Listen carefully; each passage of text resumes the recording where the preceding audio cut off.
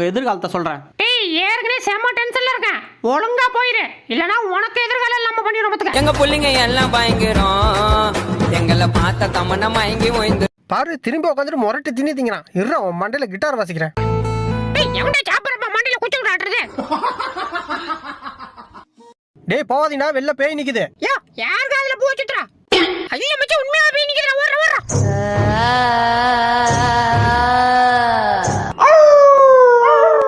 மச்சி நானும். பாஸ் அந்த கையை கொடுக்கல கொஞ்ச நேரம். அதெல்லாம் கொடுக்க முடியாதுடா. கொடுக்க முடியாதா? செத்தடா. ஏண்டி முழிச்சிருந்தாதான் முத்தம் கொடுக்குறோன்னு தூங்கினா கனவுல வந்து முத்தம் கொடுக்குற இறுதி கடிச்சு வைக்கிறேன்.